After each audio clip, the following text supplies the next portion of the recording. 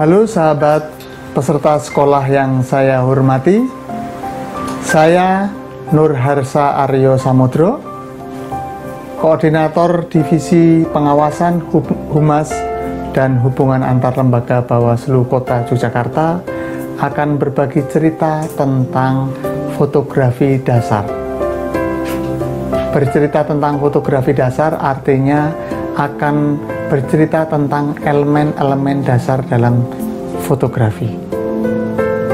Nah, berikut ini saya akan paparkan elemen-elemen dasar fotografi itu. Selamat mengikuti. Halo sahabat sekolah semuanya. Kali ini saya akan berbagi cerita tentang fotografi dasar. Ada elemen yang harus diketahui oleh teman-teman semuanya. Pertama adalah teori dasar segitiga exposure. Segitiga sama sisi ini ada 3 elemen. Yang pertama, elemen yang paling dasar adalah cahaya di sebelah kiri bawah, kemudian kecepatan di kanan bawah, dan yang di atas adalah diafragma.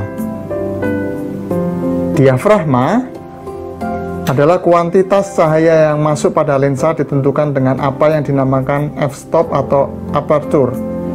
Aperture adalah pengukur besar kecilnya lubang diafragma yang dihasilkan. Ditandai dengan kode F dengan angka.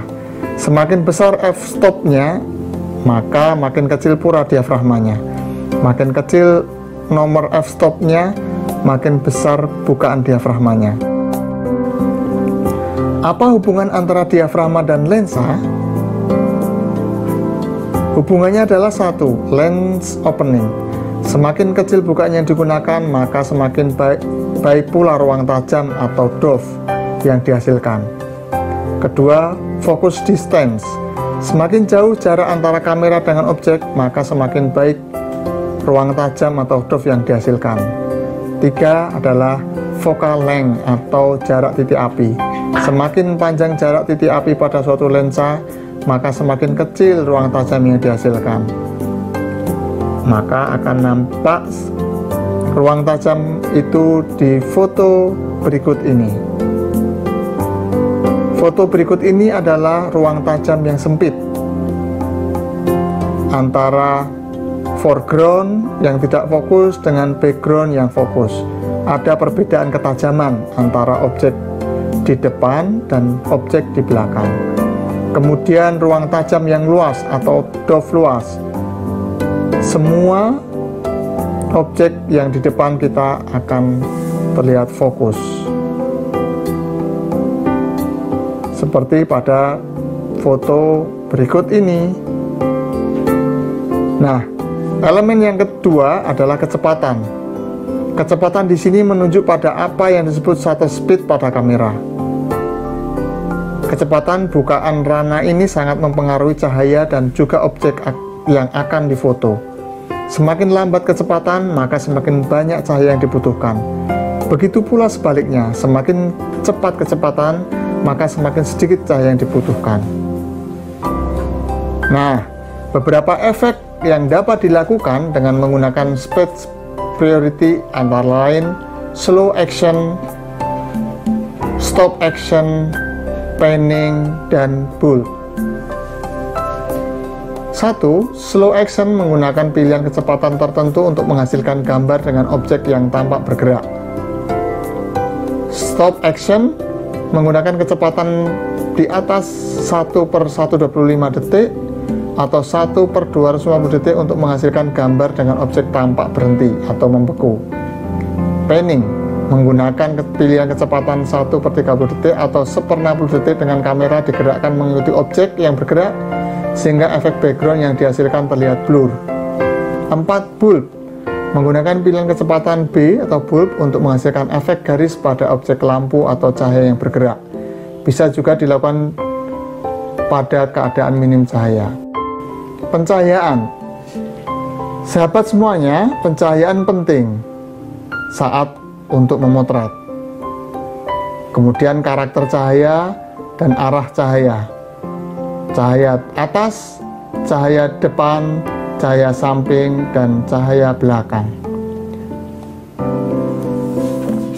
Macam atau arah cahaya yang dapat digunakan: cahaya depan.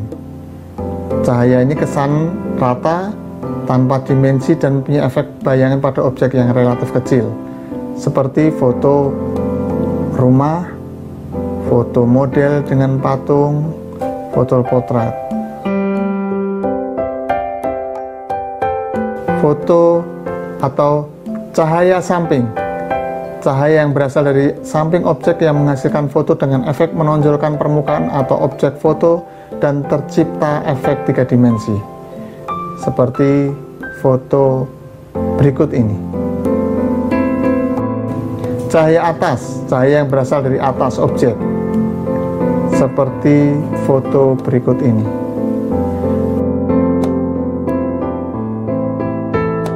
Cahaya yang berasal dari belakang objek. Ada 2 macam efek dari cahaya belakang.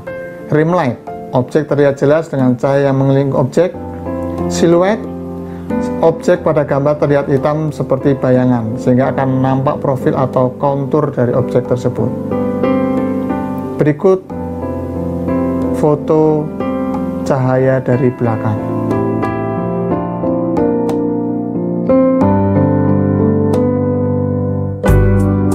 Nah, bagaimana sahabat peserta sekolah? Semoga paparan saya tadi menambah wawasan, pengetahuan, dan keterampilan sahabat semuanya terhadap pengetahuan fotografi dasar. Semoga bermanfaat dan terima kasih.